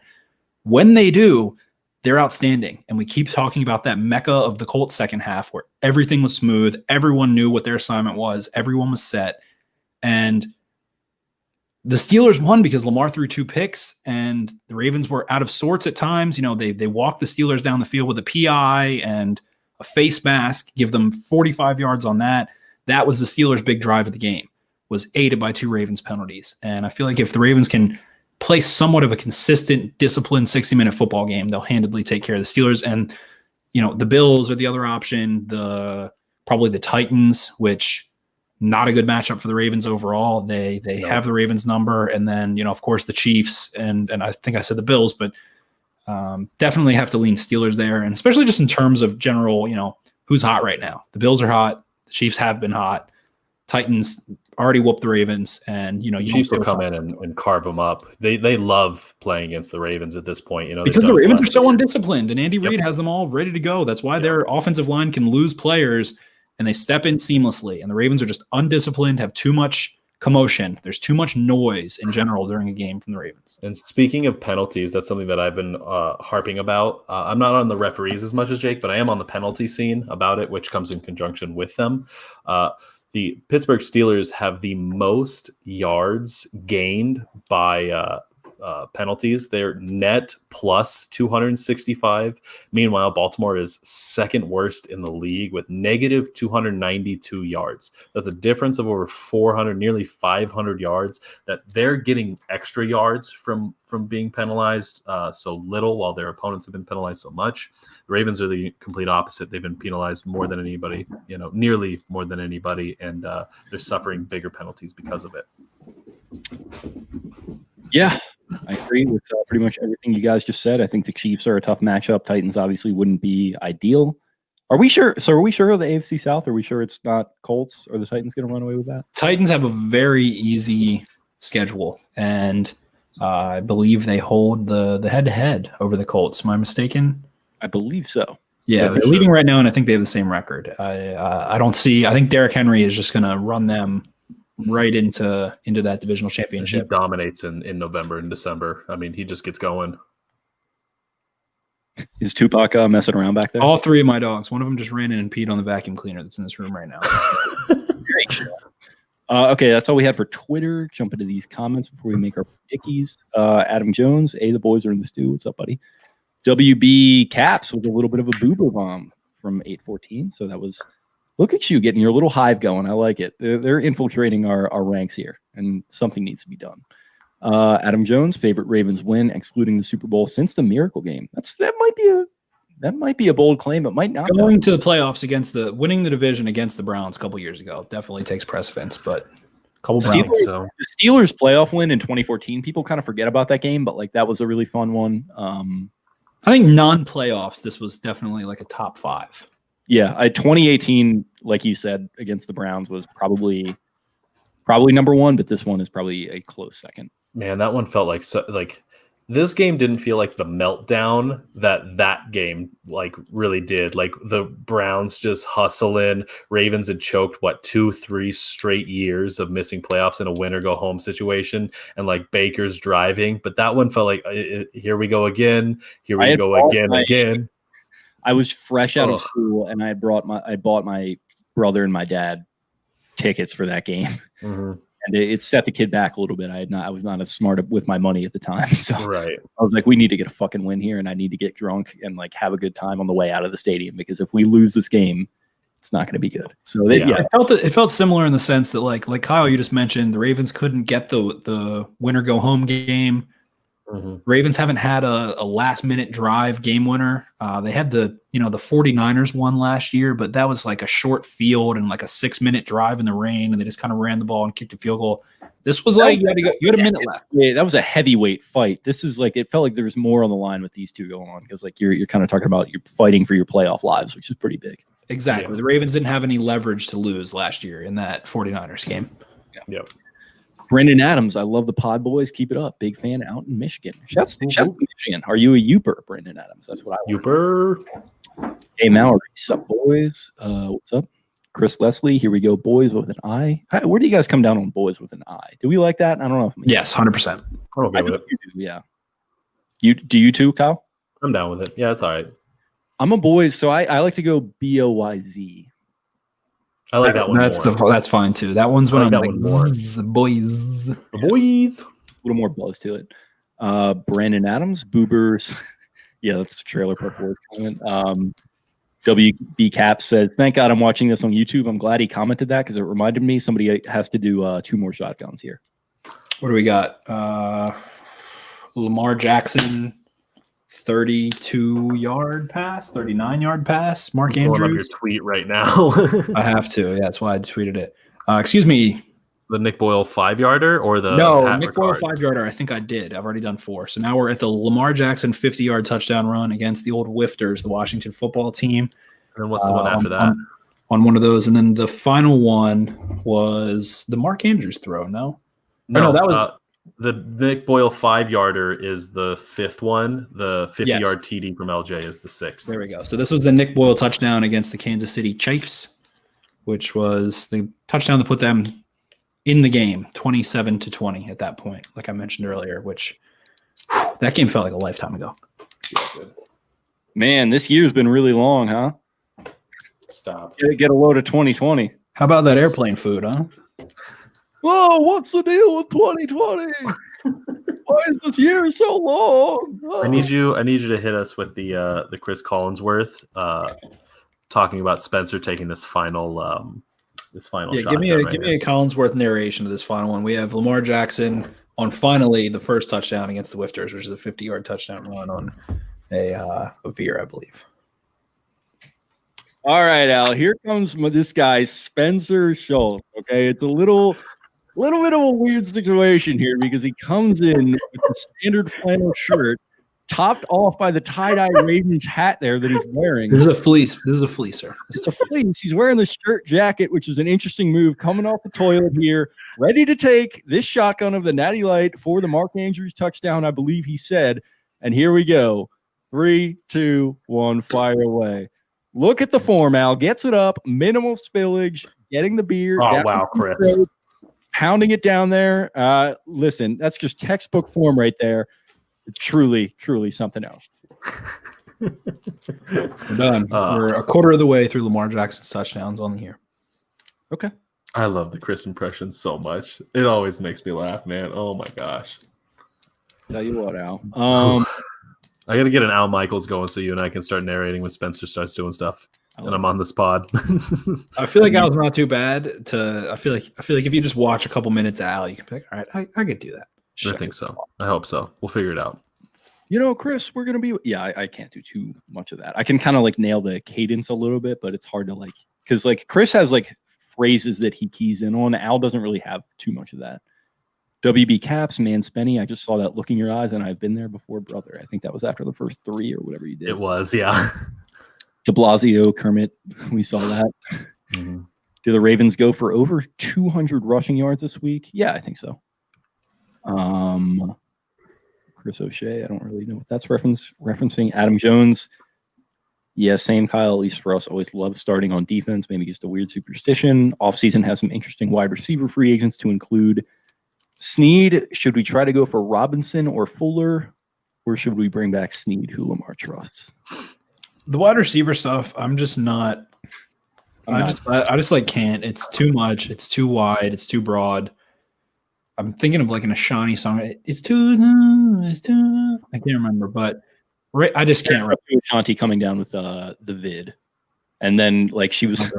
Her Instagram had her like literally all over the world, and like her announcement was like, "I can't believe this, but I got COVID-19." It's like, well, maybe stay out of it. That's what happens when you travel a lot. I traveled 20 minutes to my buddy's house in Reisterstown to watch the Chiefs game, 4 people, and ended up getting it. So, Adam Jones, what did you say? And it wasn't me. Noted Reisterstown resident Jake Luke. Adam Jones, why can't he just be Romo? I think he's referring to Dan. Northern Carr. Ryan Clark, greater than Dominique Foxworth. There's a take. Ryan Clark is great. He's actually my favorite on ESPN. Yeah, I agree. I do like Dominique, though, for his connections to here. For sure. Dominique is like the GOAT of the week, meaning in the Dan Patrick sense, not the greatest of all time, the shittiest of the week for basically being like, yeah, if you like Josh Allen, you're a freaking racist. And it's like, all right, probably some racists like Josh Allen, but like, let's not make that a thing where if you like Josh Allen, you're racist. He's having a great year. Like, leave it alone. Don't. And Bills Mafia doesn't need that. They're loving of everyone. We don't need that. Bills Mafia is so good. Neither side needs that. Chris O'Shea, wasn't the Power Rangers villain Rita something? Adam Jones says Rita Repulsa, if I'm not mistaken. Big time subtlety. That's very true. Adam Jones also says, damn, imagine Lamar's first playoff win be the Steelers in Pitt. Watch everyone say that it's only because the Steelers are overrated and he got lucky. Prepare yourself for that take. I think we're on the right path, Jake. It is. We had a little bit of doubt, probably, after that Patriots loss and the whole COVID situation, but our prediction was just they get that monkey off their back, the first playoff win. I don't think they're a Super Bowl team. I mentioned earlier, there's not disciplined enough. There's too much turmoil, too much commotion for them to be a Super Bowl team this year. Of course, maybe they can prove me wrong going a run. This doesn't feel terribly dissimilar, except there's no, Ray Lewis coming back. But it doesn't feel terribly dissimilar to that 2012 year. But I just think they're too undisciplined to go do it this year. And there hasn't been as much parity in the playoffs as previous years. But I think they get that monkey off their back this year.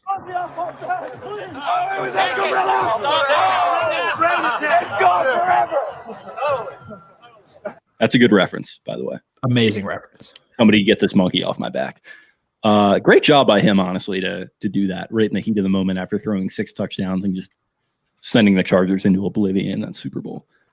Another sports reference on the monkey on the back thing was this is for hockey fans. Colorado Avalanche. Matt Duchene was getting ribbed a bunch for not being able to score goals as the Avalanche lead center. That's what he was expected to do, but he just couldn't get the goals to go. He had just this incredible shooting rate, but it just wasn't finding the back of the net. Like chasing pucks and getting pucks on nets and eventually he does it. He scores I think it was a game tying goal in the third period or something, and he just jumps, bangs up against the glass, grabs the back of his shirt, and just throws it off. It was a pretty good celly. I was it was a 10 of 10 celly, I'd say. That's good. Hey, listen, that's a perfect score. You can't beat that. Indeed. Also, I want to note, did you guys see on Twitter that some guy put Marcus Mariota as his DraftKings DFS quarterback, and this dude might win $500K from putting that in the lineup? There's people that do that every single week. They pick the backup quarterback. That's just wild to me, though, man. It's a very long-term, profitable venture to put $20 every week down or whatever, and just consistently take the backup, and eventually you'll hit, and you'll get, might be 5 fucking years, but you'll end up hitting and quadrupling whatever you put into it. It's a good strategy. That's so awesome. DFS has gone so expansive, and there's so much science, quote unquote, into it now, and theory into it. It's awesome. I love DFS. This is full spenny DFS, by the way, too. I'm addicted. I've been dying by fun fact. I didn't know that DFS was legal because it's technically a skill-based thing, not gambling. Yeah, I didn't know that it was legal in Maryland because I've been in one league with my buddies where there's 30, 35 of us. We put 10 in a week.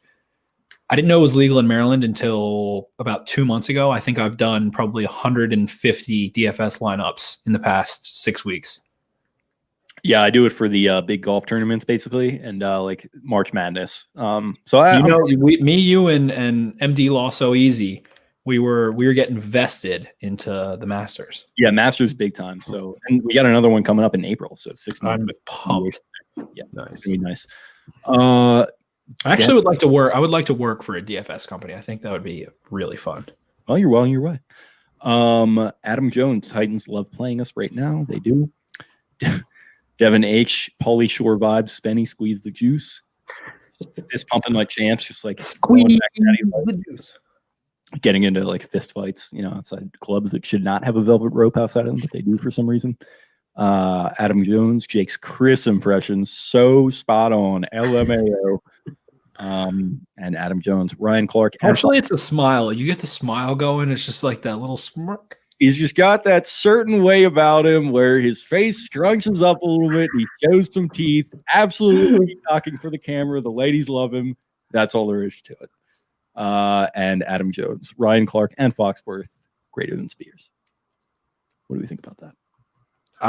Spears is very base level. His sole job is basically to rip. He's a D lineman. Like the D linemen get on there and they just talk a little junk and have some fun. I like that. His sole job is to keep Orlovsky in check, and so I'm Team Spears. Get down with that. Okay. Well, that's all we had for comments, and now it's time, fellas. Prediction for Jaguars at the Vens. Jake, start us off. So, score-wise, I didn't quite get it last week, but I was close in that it would be a close game, and that it would be a Justin Tucker. So we were Twitter DMing. We have a little Twitter DM group with MD Law So Hard, and Jake was like, "Is this going to be a shootout? Because I can't emotionally take this right now." And it was the first quarter.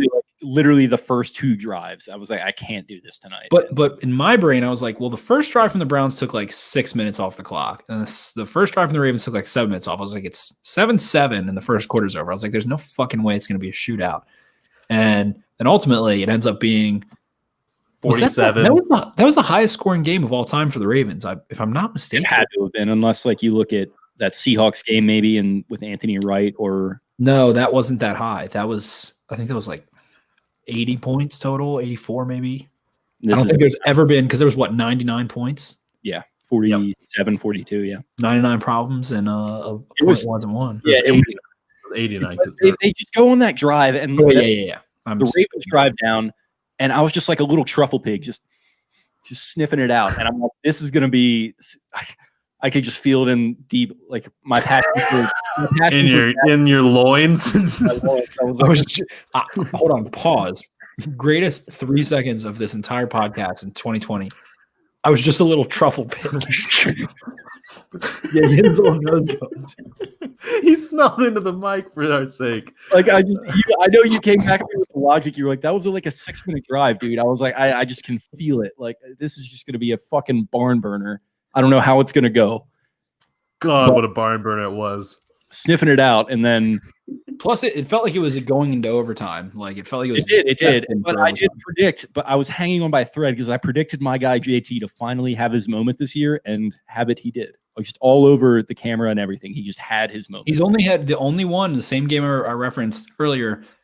It's crazy. He's only had 2 of those in the last 2 years. It was the 49ers game in the rain, which was also... He is literally like fucking Russell Crowe. Steelers a little bit that year too.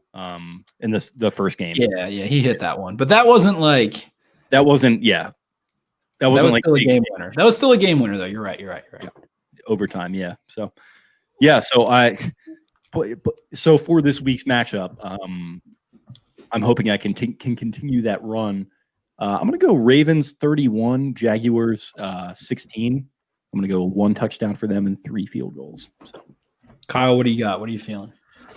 I want vengeance after the 44-7 bludgeoning. That was the London game in 2017. Is that the last time they played them? Yep, that is the last time they played was 2017.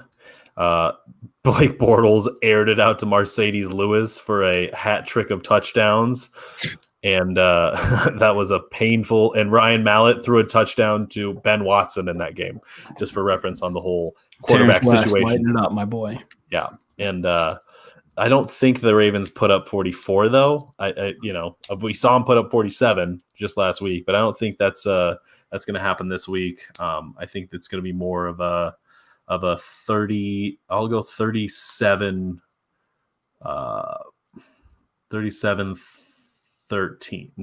17. 37-17. The one aspect we haven't discussed, Hollywood Brown, James Prochet. Oh, yeah. And who's the third? Miles Boykin. Boykin are close contacts. Hopefully they're back. Like I said, I think that ultimately the Jaguars are going to let up some big running plays. They don't have the discipline. They don't have the experience. I was trying so hard to get you to notice I'm throwing up the X right now. I'm throwing up the X this week. Got 2 of them. I got 2 Dez Bryant. Dez Bryant touchdowns. Time. It is throwing up the X. It's time. Get him the ball in the red zone. Really one of the most prolific red zone wide receivers in the history of the NFL. And we've been so teased with him the last couple of weeks. Like unbelievably. I still it gave me bad goosebumps right now when I just thought about what happened to him against that Cowboys. I like put up my Dukes or something. Yeah, see? Come here. Yeah, hey. Like I am. Steak and eggs. That's what I eat for breakfast. What about you? I had a steak. All right, Spenny, what's the prediction? Let's go. Ravens are going to put up 30 plus. So I'm going to go 30. What's the weirdest one? 32. Nice. Jaguars. Sick. Jaguars 16. 32-16. Double. So we're 1 point off on our predictions. I like that. Yeah. You just had to one up me, didn't you? I just go for scoregamis. I go for what in my brain would be a scoregami. And last week was a scoregami. I went 31-16, so we're 1 point off, and you had to get me by one there. If we're on The Price is Right, I fucking win. Okay, well then, if that's the case, we've all got our predictions in. People, do not forget to spay and neuter your pets here as we get out of here on the Baltimore Beatdown podcast. Long episode, running an hour and 40 right now. Love it. I was just gonna say, one thing that always bums me out when I'm on the pod is that I don't get to listen to it the next day. And so like when I do, I'm like, oh yeah, I remember what I said here. And then I'll listen and be like, where did I miss things? But I always get bummed out because I genuinely enjoy listening to you boys. And I get bummed out when I'm on the pod because I don't get to have fun listening to it anymore. Yeah, I've pretty much stopped consuming like other Ravens content except for like one or two things. So like I'll listen to this at like every once in a while when I know we had like a banger or we had like a good interview or something. So yeah I definitely interviews. You definitely want to trace through. Sure. Yeah. I like every like 2 or 3 episodes, I basically hit 30 seconds forward like 20 times just to like catch it. I'll listen for like 10 seconds, catch it, listen for 10 seconds. I just like skip. I basically just skip through. Yeah. But everybody else that listens, you have to listen to the whole thing. Yeah. Don't forget that. But we appreciate you listening today. Yes. We always appreciate you listening. Let's be very clear about that. But, it's been a nice week here. Hopefully we can keep the good vibes going into this weekend. I feel fantastic. I feel fucking fantastic about where the Ravens are right now. Me too. There's snow on the ground. It's the holiday season. Christmas right around the corner. Holiday season. It's the holiday season. The holiday season. Happy holidays. Happy holidays. Happy holidays. Happy holidays. We love you guys so much. Thank you for listening. Jake, let's get us out of here. And that is what I was attempting to do, but as is the theme with this show, right off the rails, but I like that. Appreciate everyone listening to this episode. Tune in early next week, probably on Monday, for our recap of Jaguars at Ravens. Hopefully get a win there, get to that 9-win threshold, and set yourself up for those final 2 wins over the course of the season. If you're listening for the first time, go ahead and subscribe wherever you're listening to your pods. If you're on Apple, leave us that 5-star rating and review. If you're on YouTube, subscribe to us there. Like, subscribe, share, all the YouTuber stuff. Really appreciate that. Follow us on social media. You can follow the show on Twitter at Podcast Beatdown. Find me at Jake Luke. That is LOUQUE. Follow Spencer at Ravens for Dummies. That's the number 4, as he puts a picture of Earl Thomas up to the screen. He just posted it. I thought it'd just be fun. I don't follow him anymore, admittedly. I love following Earl. It was kind of sick when he was here, honestly. And I did like in the wake of that whole thing because it was interesting. Good for him. He looks happy. Good for him. Look at that smile. He's smiling. A picture he posted recently. He's smiling with both rows of his teeth, like Russ Hanneman from Silicon Valley. It's kind of a deep cut. Yeah. Kyle, where can they find you on social media? Russ Hanneman. You can find me on social media. Well, did you say Spencer or Kyle? I said Kyle. Oh, okay. I didn't know what was going on here. All right. First off, definitely go to the Baltimore Beatdown YouTube. We're at 290 subscribers. 10 more, and we hit the 300 mark. It's a pretty exciting landmark for us to, just kind of eclipse, get the even numbers going. So definitely go there. You can find me on my personal account at BB_Kyle P. Barber. Follow the regular mainstay account at BMore Beatdown. I am doing Twitch streams after the games for some live stuff. And then I also hang out throughout the week because I just want to see other people's comments and talk football all the time. Follow that at twitch.tv/Baltimore Beatdown. It's very enjoyable. Talk football. It's a little bit more personal that way. You can be in the comments sections and hang out with me as we get some football talk going. No, you get to be a part of Boober Bombs. No, be a part of the Boober Bombs. Yes. The Boober Army is just developing right as we speak. The armies are just rising in the East. And It's been pretty fun, man. Like having a bunch of people show up post game. It's like 10, 15, 20. You know, I was up to 30 viewers at the end of the Ravens-Browns game, and we're all just having fun. And then we hopped onto your guys' YouTube. Really good for Twix. 30, right?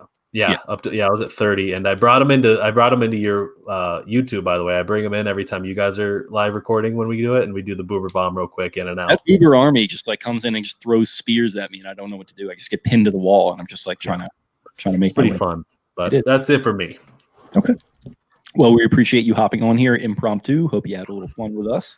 Oh yeah. Hope everyone listening had fun. You guys have yourselves a tremendous weekend, and we are going to go ahead and get on out of here.